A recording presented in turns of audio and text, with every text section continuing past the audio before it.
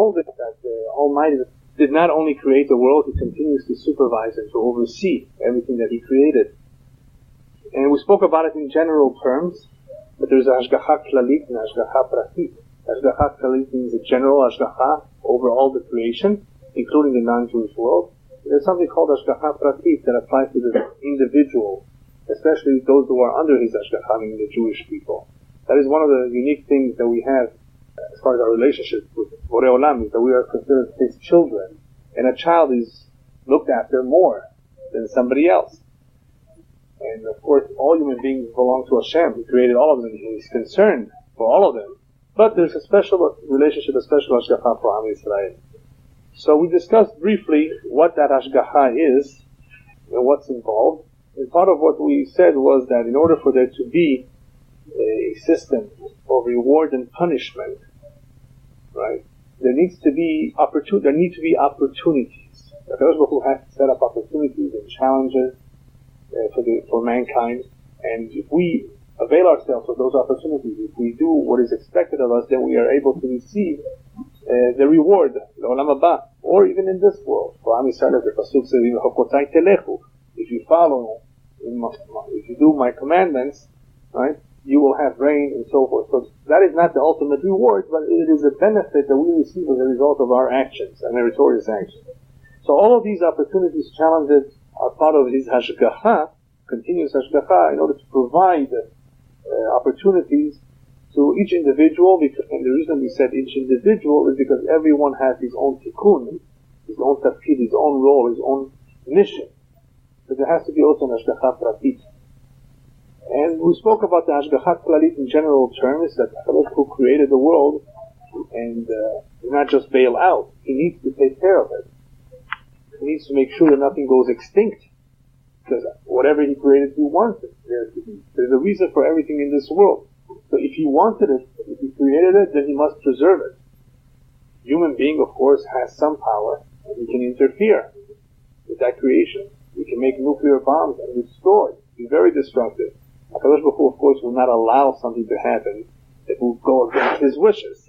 But sometimes HaKadosh Baruch Hu needs to interfere with that human being who has free will, who has a tremendous amount of power, and stop him, and not allow him to carry out his evil plot. That is just in basic terms what Hashgacha is. HaKadosh Baruch Hu is involved, He interacts on different levels.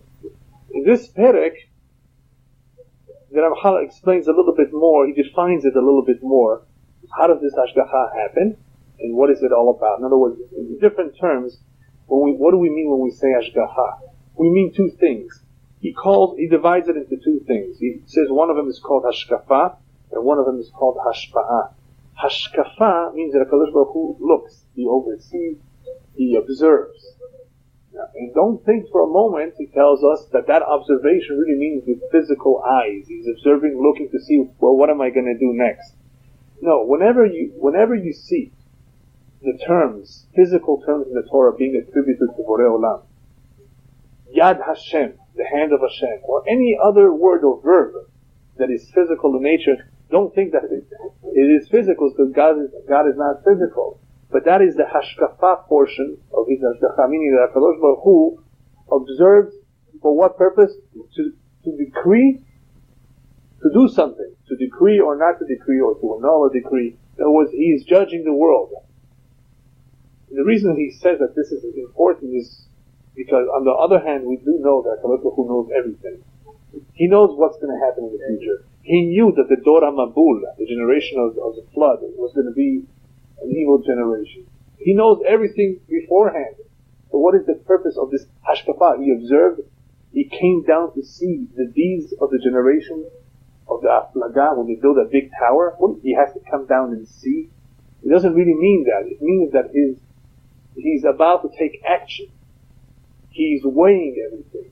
As we will see in the next chapter, there is a system of I guess you call it a court, or a bedin of sorts, upstairs that is very similar, resembles the courts that's been down here, where everything is decided based on people's zechuyot, on their merit, or halila on their transgressions. So the hashkafa part of the hashgacha is the first step before He takes action. It It is the point where he makes a decision. Once a decision has been made, there's something called hashpa'ah, where he begins to be mashpia. Mashpia means to give over, or to what would be a better translation of mashpia, or to influence, right? To influence, and that influence can be positive or negative. I didn't want to say good or bad because there's nothing bad coming down from above. It could be positive or negative in the way we perceive it. Right? And he gives examples a little bit later on. But that's how he begins to explain here the ofen hashgacha, meaning that it doesn't happen just like that. The first step of hashgacha that he observes, meaning that he decides what action is going to take, what needs to be done, even though he knows everything in advance, it still goes through these various steps. Once a decision is made, whatever it is, there's a hashpa'ah. By the way, another reason why the Torah and in the Gemara, you will find physical terms, Yad Hashem, and the like, the hand of Hashem gets upset. It doesn't have these feelings and emotions the way we do, the humans. It's just l'saber ta'od, it's just for us to be able to comprehend a little bit better divine terms. How can we comprehend divine terms? So the Torah uses human terms to describe to us something that we can relate to. When Hashem is upset, we know what it means to be upset. Right? It doesn't mean that he is upset in the same way that a human being is upset. So that's another reason of why you find physical terms, even though there's nothing physical about Borei Olam. In this chapter, he goes on to explain that this hashpa'ah, this second step, the step of action, of influencing events in this world, is done through various, let's call them in Hebrew, pidim, various agents. And in the past we explained that Kadosh Baruch Hu has all sorts of agents, and the common denominator is that they're not human, they're malachim. But there are different types, but we can all call them malachim. They're all malachim. They're angelic. Right? These are his pekidim, or his shalichim, and they are the ones that carry out everything in this world. Now, why is this important for us to know? This is a very important detail, because many things happen in this world that we don't understand, we don't comprehend what's going on. And he explains in this chapter that this is a very complex system. The system of Gashgacha is not so simple. It sounds simple. Hashem takes care of everything. No, but even though he takes care and he makes the decisions, it is handled through a system that involves pekidim or shlichim, all sorts of shlichim. Now, before we go into the shlichim, perhaps I should give you a brief introduction of the various systems that exist in this world that Hashem put up. There is a system of Hashgacha that we're learning about now, that supervises and determines what action he's going to take. There is a system of mikre. Mikre means in English by chance. Now you might say, well, Rabbi, there's no such a thing as by chance. We've been always taught that there's no such a thing as mikre. Very true. There is now. Everything is hashgacha prati. There must be some hashgacha behind it. Hashem must be somewhat involved, directly or indirectly. So what is mikre? Mikre means that Kadosh Baruch Hu mesir et hashgachato. He removes the supervision. When Hashem says, you know what? I'm very unhappy. I'm going to remove my hashgacha. Vanochi aster atzir. I will hide my face. And therefore you will be exposed to mikrim. If you happen to be, as they say in English, at the wrong time, at the wrong spot, at the wrong time, you may get hurt. What is that? That may not have necessarily been the hashgacha. It just be Hashem says, you know what, I'm removing my hashgacha. You're on your own. This exists, even though it's not so common, but it exists. That's the second system. The third system is called teva, which he speaks about in this chapter, nature. Elokim b'dimat teva.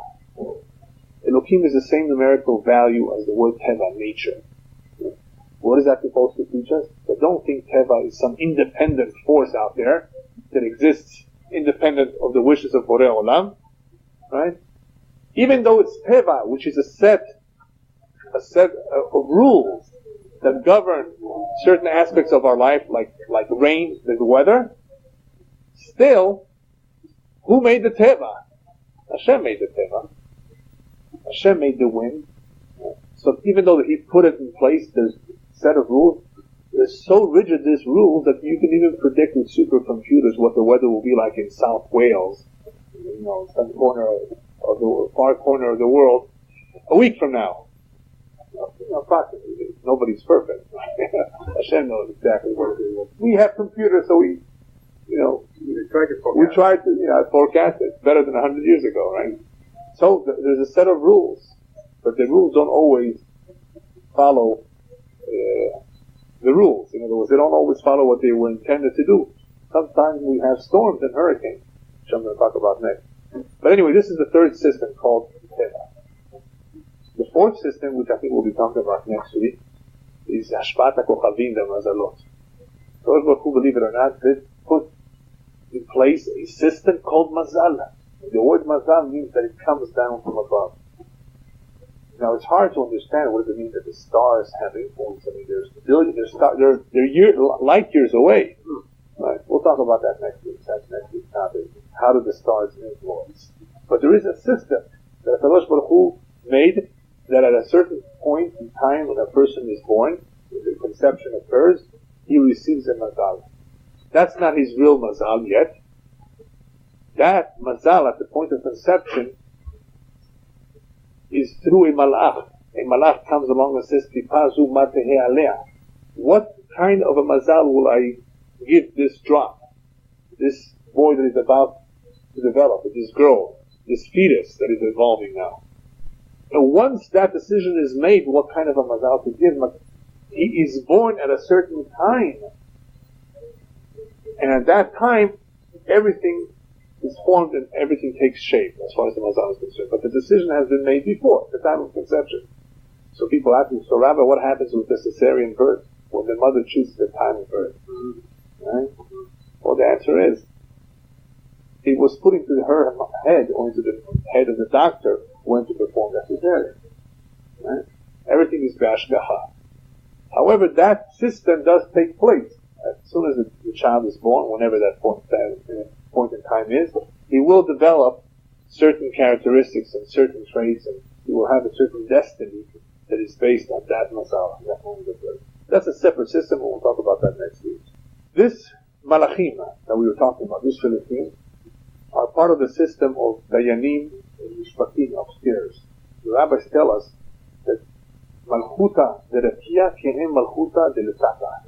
The malchut, the kingdom upstairs, the bet mishpat, the system of laws, the rules, is very similar to the system down here. Just like we have courts, judges, trials, jury, similarly, they have that system upstairs too.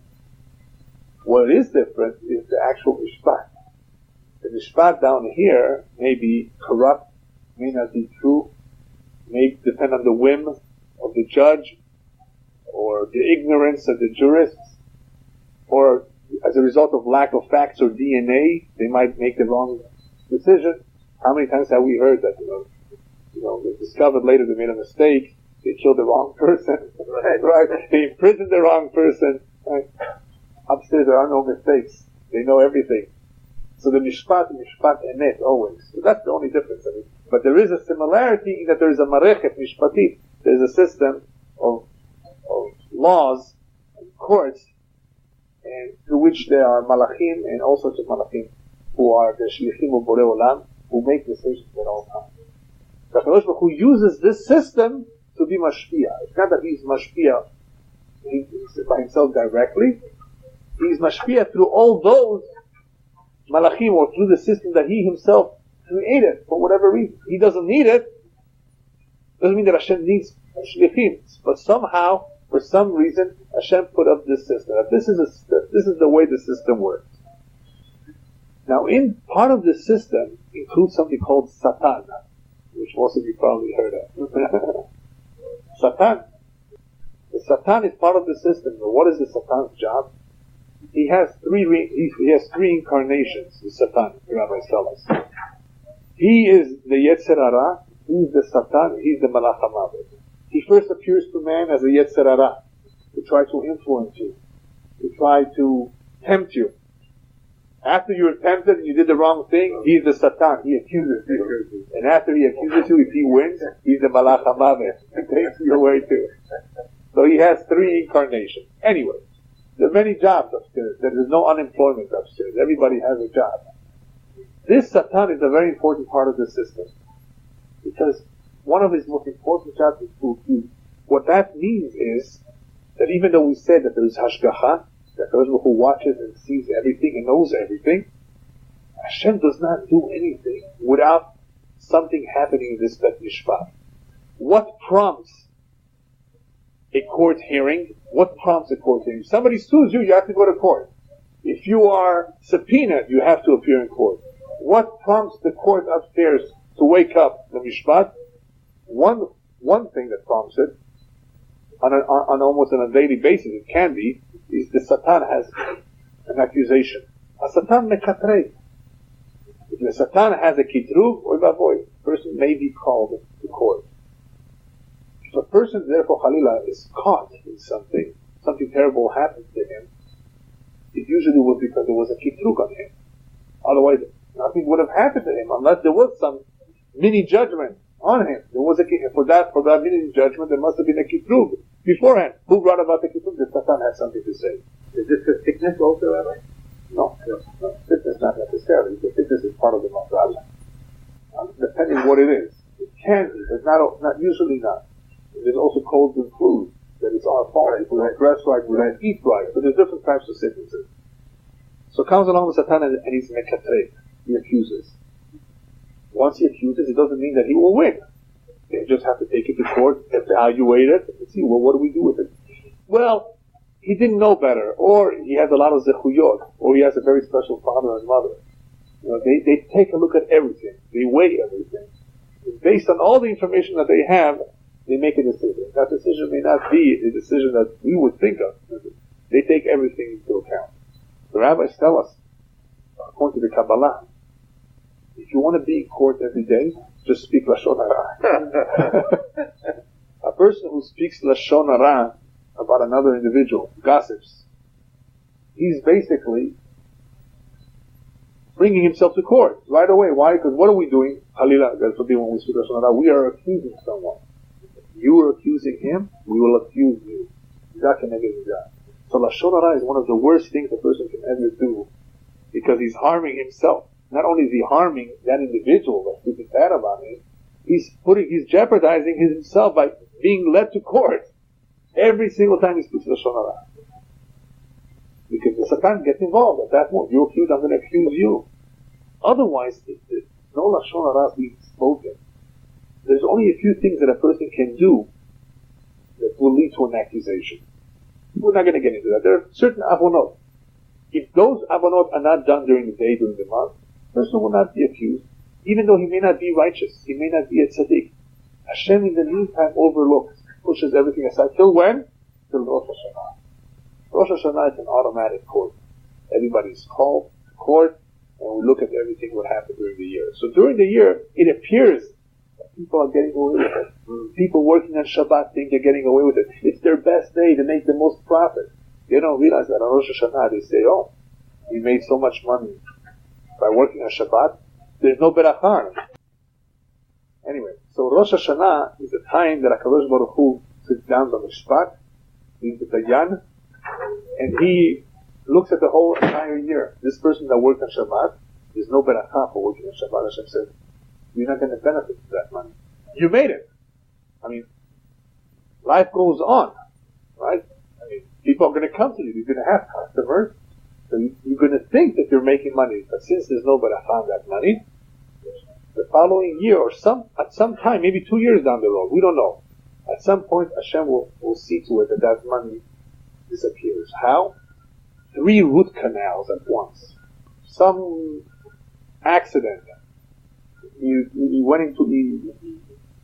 didn't realize that there was a stop sign, and he passed the stop sign, and he crashed into someone, so it was his fault.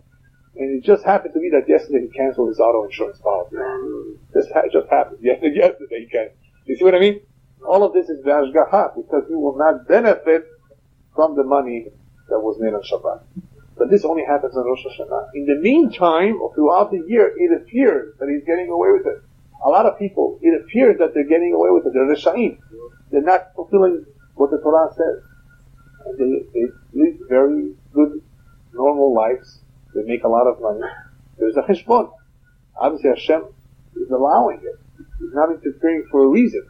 The simple reason is there needs to be free will. Hashem would interfere at every moment that a person does something wrong. We would be like robots. We would automatically want to do what's right. Hashem cannot allow that. Right? That would take away free will. So he waits, pushes off things. And he does it in all sorts of ways to disguise it. But what did the rabbis tell us? If you're sensitive, if you want to know why things are happening to you, when something bad happens, yifashpesh b'ma'asav. When something bad happens to you, examine your deeds. And one of the first things to be examined is Bitul Torah. The rabbis tell us what to examine, in what order. Bitul Torah many times in itself can cause problems. A person who does not learn Torah, in other words, especially if he used to be learning, now he says, well, I'd rather go see a movie. Not only seeing the movie, that's a good thing to do, but Heshbon Shur Torah, at the time, the same time you learn Torah, that causes a kitrug. It causes an accusation. How could you do this? How could you exchange this for that? You, of all people, learn Torah, know the value of Torah. So, there are several things that a person can do to put himself in a situation where he will be accused. The most familiar one, Lashon Hara is not the most familiar one. The Kabbalah brings that down. The most familiar one that the Gemara brings down, that creates an accusation, is whoever puts himself in makom sakana. Whoever puts himself in a dangerous place. If you go to South Central Los Angeles at 2 o'clock in the morning, you just decide to take a walk there, right? Well, I think you're exposing yourself to danger, right? You go to war, go to battle, then you are in danger. You're a soldier, you are in danger. You are the makom sakana. You go underneath, you're in a house that is about to collapse, right? Or in any similar dangerous situation, there's immediately what's called in the terms of the Chatamim, hapinkas nishtaf. The book is open. The book. Should we make a miracle or not? Deserve it or not? Deserve it or not? Right? They have to open up the book and examine. They have to decide. And in Israel, they have a special term in the military to describe ashgacha pratit in a makom sakana, in a dangerous place. It's called every bullet has its address. Every bullet has its address. That's true. Every bullet has its address. However, if you're in a dangerous place, bullets are flying all over the place, what would require you to be spared would be a miracle.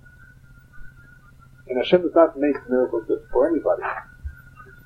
And if you deserve it, and He made a miracle for you, then they subtract it from your credit. Because you put yourself unnecessarily in a dangerous spot. Now, if it's not unnecessary, you have to be a soldier, that's something else. But you don't want to put yourself ever in a dangerous place. Because you're taking a chance that there will be a kitrug, and we don't know how clean we are, how clean our record is, and everything is being exposed when there's a makom sakana. That's a time that there's an accusation. Automatically, he's not waiting for Rosh Hashanah. It could happen right then and there. So there are certain things that happen that will not decreed on Rosh Hashanah. Most of the things are decreed on Rosh Hashanah. That's when it's decreed. What kind of a year this man is going to have? Sick or healthy? Going to make money or not? But sometimes people do silly things, knowingly or unknowingly, and they're putting themselves in jeopardy. Listen to yourself. Like makom sakana. Yeah. So I like friends stuff. Yeah.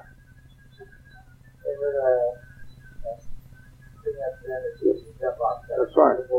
Right. So if my book was open. A balloon, or isn't that with a string? Yeah, but I would have a hot air balloon. Oh, and then jump? So, Yeah. that would qualify as a very risky activity. Yeah. Alright. It's not a good idea to do. Well, no, I'm not going to do it again. But unless you would tell me that statistically 99.999% of people are okay after it, then we would be able to use statistics to determine if this is sakana or not. But there have been too many cases, unfortunately, where people have lost their life. Something like that. But if it's good, like I want to go to Africa and do medical. Right. Depends where in Africa. Right. Right. Right. There are some risks when you are shaliach mitzvah, if you're on your mission to do mitzvah, and you have some degree of protection. But again, if you go to church, you have to do a mitzvah. I think about it, you know. I'd rather do a mitzvah somewhere else. Right. All right. Another time that there is a accusation or the books are open is before a person olelig gula, before he gets married. When a person is about to get married, he's going out, and he's about to meet his soulmate. They look at him. Does he deserve it or not? The soulmate, the true soulmate of a person is a matana tova. It's a precious gift. Hashem would rather him have it, of course, but he has to deserve it. If he does not deserve it, then there's something called zibub lefi ma'aseh. It's okay, I'm going to give you a lady if you want to get married, but it's going to be according to your ma'asim, your deeds. On what level you are right now, you don't deserve that girl or whoever she is. She's your soulmate, because she's on a higher level than you are. And therefore, there's a kitrug at that moment, accusation. Well, yes, no, what do? Do we give him or not? And sometimes Hashem says, well, he's going to get it, but it's going to be difficult. There's going to be a lot of fighting, between the parents, the in-laws, or there's going to be other problems that are going to interfere. A lot of times there's interferences. Sometimes people cause themselves unnecessary trouble. They fight about silly things. I'm not talking about that. Sometimes there are true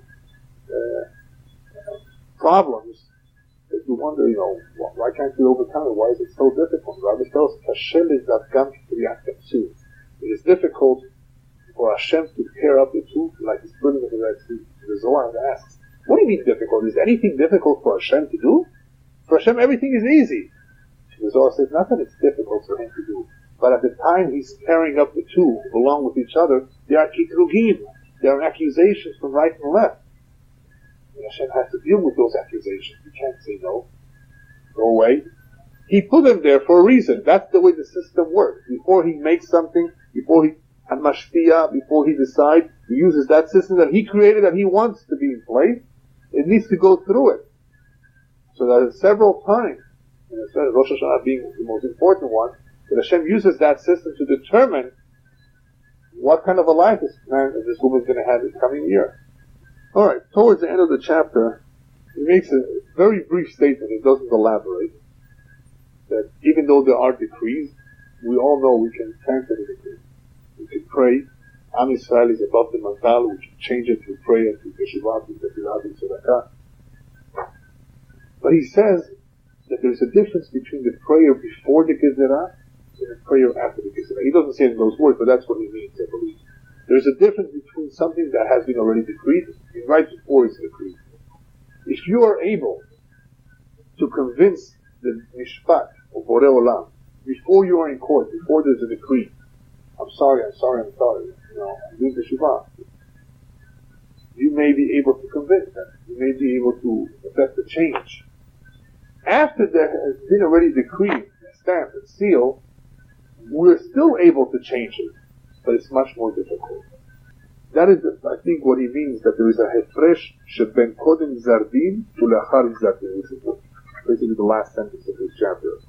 There are differences between once something has been decreed and after something has been decreed. After something has been decreed, it requires a tremendous amount of effort. Basically, what we're doing is we're appealing. How many times does the appellate court, is that what we call appellate court, overturn something? Not always. You have to be lucky. You have to have a good lawyer. Very good. So we need. What kind of lawyer do we need before Borei Olam? Maasim tovim. Our good deeds will speak up. You really mean it? Prove it.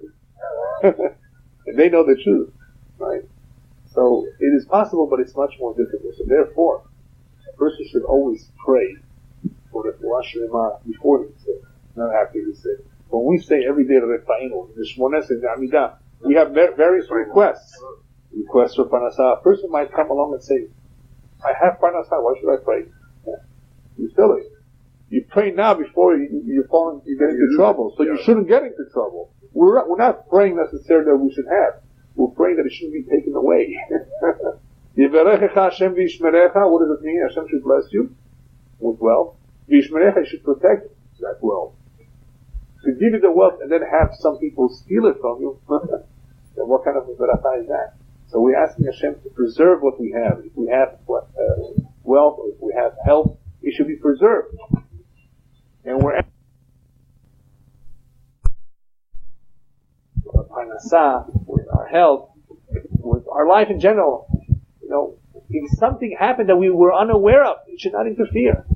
Like the famous story during the time of Ari. Ari, Kadosh, Rabbi Elyahu was a tremendous man. He was able to see everything on one's forehead. And he told one of the students, hey, you have the alphabet on your forehead, and I see that the gimel is upside down. That means you stole from someone.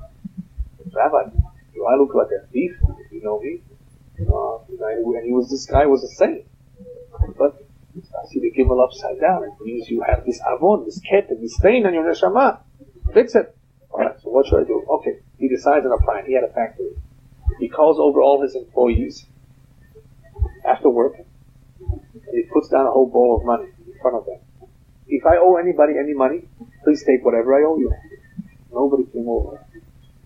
At the very, very end, right before everybody's about to go home, one elderly woman comes over and takes 2 coins. That's it. Next morning, this man goes to Rabbi Elyahu to Dari.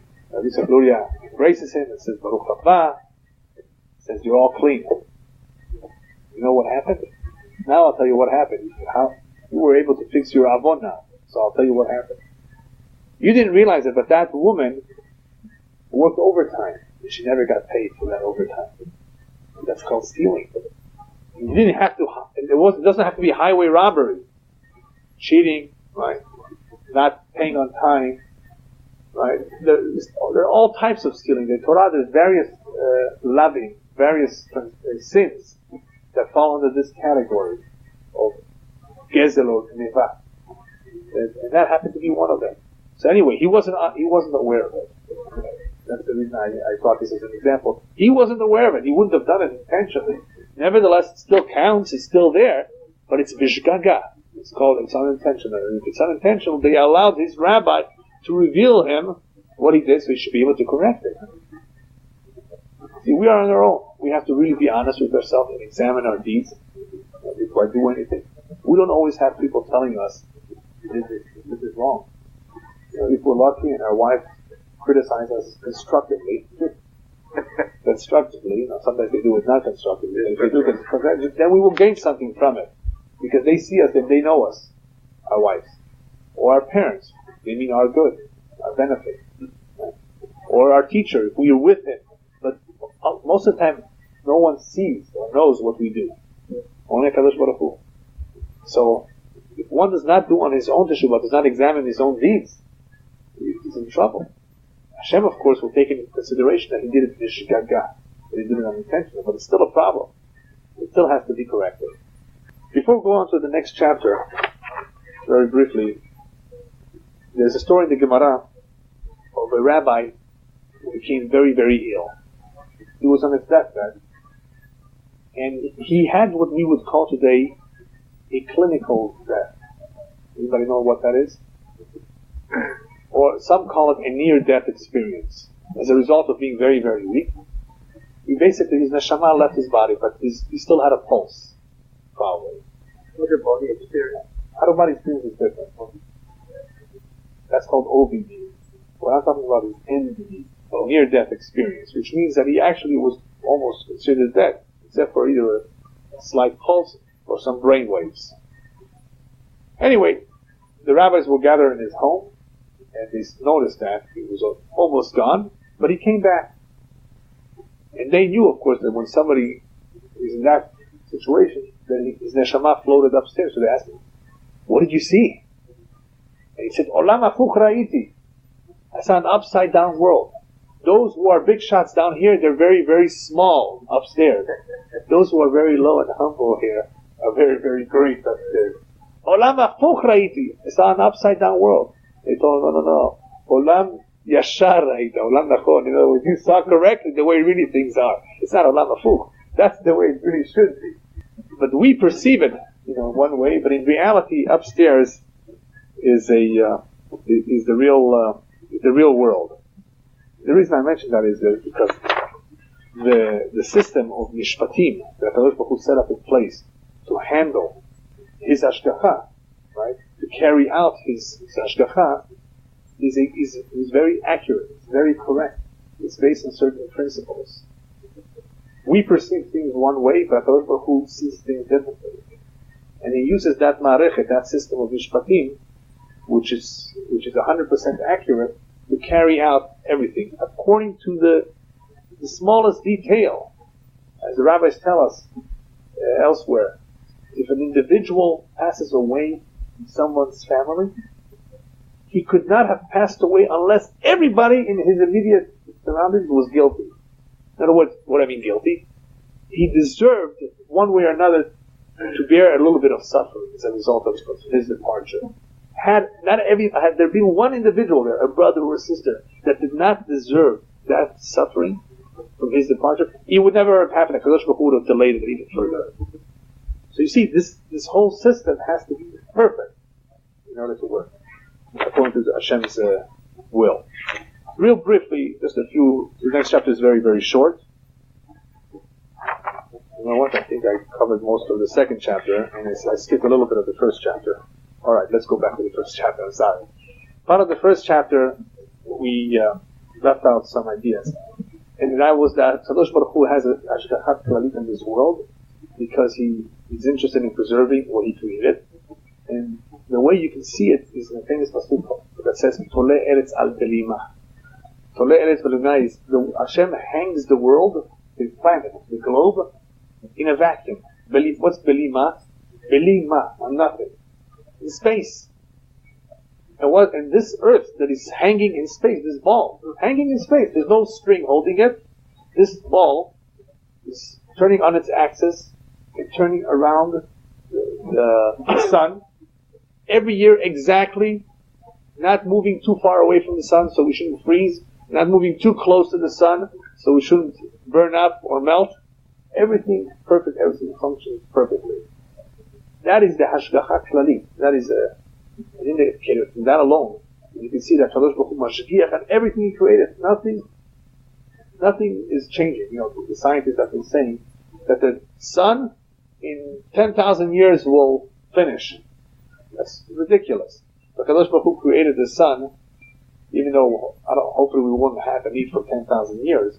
Mashiach is coming soon. But even if life were to continue for 10,000 years, the sun would continue. Because the sun was created there for a reason, for a purpose. It's not going to burn up and finish up. So, Tole Eretz Al Belima, Kadosh Baruch Hu manages this world. He's a very good manager. He directs everything perfectly. Everything is on time. Sunrise, sunset, around the sun at exactly the same distance. The axis, the changes of the axis for the seasons, right? Everything is perfect. That is a form of hashgacha. This hashgacha that we spoke about in the beginning, that I skipped over for some reason, we went into the second chapter. This hashgacha is called hashgacha tiv'it. HaKadosh Baruch Hu put up a system that we call teva, or called nature, and He has malachim or sarim hamemunim that are designated or in charge of different things. This one is in charge on winds. This one is in charge on thunder. This one on earthquakes. There are malachim for each one of these things. Even though He gave them jobs, HaKadosh Baruch Hu put it into the system at the very start, the very beginning of Bereshit, that He can change the rules when He chooses to. When does HaKadosh Baruch Hu change the rules? Either in one or two situations. Either when He makes a nes, a miracle is shinui hateva. He has changed nature. Right? Teva is set up. This is the way Hashem wants it. It functions according to His instruction, through malachim and sarim. But Hashem also He made a t'nai, He made a condition with this nature. I can change it. And I will need to change it for Am Yisrael. I'm going to split this ocean. Split the water? That's not the nature of the water, to split it too. But He set it up. He made that a condition. I can change that nature. I can change the teva. So when you see a nes, that is one form of a Kadosh Baruch Hu interfering, or hashgacha, an open hashgacha, that you're able to observe, even though we don't see it today, unless you go to Universal Studios, you see that. the parting of the Red Sea there. Otherwise, you don't see this on a regular basis. Nevertheless, from time to time, if we are open-minded and sincere, and our eyes are open, we will see open miracles. Why do you think the Patriot missiles did not knock down, or were not effective with the Scud missiles? It's a good system. It's pretty good. Why didn't it work in Israel? Hashem said, I don't want it to work, because if it works, you're going to give Uncle Sam credit. They say, thank you, America, for giving us those Patriot missiles that knocked down the Scud. Had we not had it, who knows what would have happened. No, they're all going to land. Most of the 39 are going to do damage. They're going to knock down buildings, and people are still going to survive. So you should see my Ashgaha, you should see the Yad Hashem. Therefore, interfered in the Teva. According to nature, this shouldn't have been. A half a missile. Look what it did to the American barracks in Kuwait. A half a missile, just a portion of it. And not one, well, except for one of it.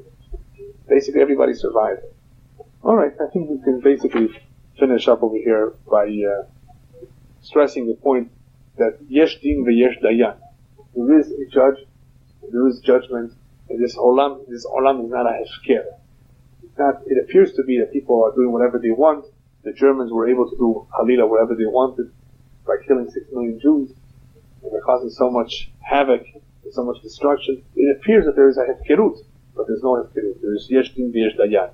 Do you know that if there wouldn't have been a Dayan, just imagine, I don't know if any of you are as familiar with the Cuban Missile Crisis, that Russia and America almost came to a nuclear confrontation. Yeah. Who stopped that? Kadosh Baruch Hu, of course. Khrushchev was not so smart. What stopped him from, pressing the button and sending some missiles? Hashem did not want it to happen. If Hashem does not want something to happen, it will not happen. There's one exception. There's something called Bechira Chofshit. That's another system that we're not talking about right now. We spoke about nature, we're going to speak about Mazal, something called Mikre, something called Ashgacha. There's something called Bechira Chofshit. Free will. Human being has free will. Free will to do anything he wants. Can we do anything we want? Not exactly. Free will means that we're not being directed and told what to do, but Hashem can still stop us. You're not going to press that button. You're not going to destroy my world. I won't allow that. I created this. I want the world. Yes, people drown in Bangladesh from monsoons. People will be killed in the thousands from earthquakes. That's HaKadosh Baruch Hu's decrees. Yes, there is decrees. It works. It goes through the system. There's a reason for that. Nature goes wild. Nature breaks the rules because man is breaking the rules. But otherwise, man will not be given the opportunity to self-destroy himself, destroy this world. Hashem will not allow him to press the button. So yes, we have free will. Man has something very powerful. Free will to almost do anything, to even kill another human being. Hashem can or may choose not to interfere. So sometimes when an individual assaults another one, a human being, not an animal, Hashem says, I'm not going to allow you. I'm going to send at that moment a policeman to stop. There's been many stories. The gun jammed, the neighbor saw, something happened, and he decided to run away. Right? It can happen that HaKadosh Baruch Hu will intercede on behalf of that human being. But maybe Hashem will not. If Hashem does not intercede, it doesn't mean that He wanted that man to kill that man. Because that man has free will. So He's not telling him, kill him. Hashem may bring the two together. In the same hotel lobby. That guy said, oh, I'm going to do something to him. I'm going to hold him up. But Hashem does not tell any human being what to do. We have free will. But He can intercede. He can stop him. Or He can move back. When Hashem moves back, it doesn't mean there's no Ashgaha. He just made a decision not to interfere and to let things, handle themselves in the way they're handling themselves. In other words, if the man chooses to kill, he will be killed. Therefore, don't take a chance. If you're being held up, carjacking and the like, don't take a chance because you're in the hands of a human being, not in the hands of an animal who has no free will, who does what Hashem tells him to do by instinct. A human being is very dangerous. That is why the Zohar says the Seth's brothers threw Yosef into a boar instead of killing him outright. There's Nachashim v'Akravim, there's snakes and scorpions in there. If he's a tzaddik, they won't bite him. So we have free will. We might be able to hurt him. Even though later on Hashem is going to, of course, punish us. But Hashem may allow it to happen for some reason. Yes, the man will get punished. Paro got punished because even though Hashem wanted them enslaved, Paro still got punish, you didn't have to do it. I didn't ask you to do it. Right? Yes, they deserve to be punished, but you don't have to do it. You don't have to exaggerate either. You overdid it. So Paro, most of the punishment Paro in the time got was for overdoing it, not for doing Hashem's will. That was Hashem's will for them to be in Egypt. I didn't ask you to do it, especially in the way that you did it. Right? And that's, of course, what's going to happen when Mashiach is going to come. Hashem is going to have a Yom Hadin HaGadol V'Norah, the biggest day of judgment of all. That's not going to be like Rosh Hashanah. It's not going to be just an ordinary. It's going to be Yom Hadin HaGadol V'Norah, the greatest day of judgment. For all of history, for all mankind, for all the Gilgulim, for all the reincarnations, for every single act, nothing escapes Hashem. Everything will be judged, and nobody will be able to say, "Oh, I didn't do this," or "I didn't mean this." As the Midrash brings down, the Queen will say, "We helped the Jewish people. We gave them billions of dollars of assistance, of aid every year." And what is Hashem going to say? You did that for your own interest, not for you don't love the Jews. I know the truth of why you did this. You had interest there. That is a day, of course, that in some ways we're looking forward to it, and in some ways one needs to be concerned about it, because that's going to be a day when Hashem will decide who has a Cherek Olam Haba, who stays and who does not stay. So everybody will have a Tchiyat HaMetim, a temporary Tchiyat HaMetim, where Hashem will judge everybody. And that's when the decision is going to be made. That day, there's no Malachim, there's no Satan. He judges. And that's going to happen very soon. Although we have the free will to do something, Hashem knows what we're going to do. Right. He still knows, Hashem knows what we're going to do. He still knows everything. And that does not contradict the free will. No. Just because HaKadosh Baruch Hu knows the future, just because he knows in advance what man is going to choose, it does not contradict free will, because the free will is not being directed by Hashem. Right? He's not directing, he's not influencing, and he's not asking any star to influence this man's action. He, on his own, is making a decision through his neshama. The neshama is the captain of the ship. The body is the ship. The neshama is capable of making decisions. When man makes a decision, he may have a yetzer. He may be tempted. But who's making the final decision? If he's intelligent, the neshama, he himself, he's making a decision for right or for wrong. What was the second? The first one, I'm sorry, I didn't explain that point there.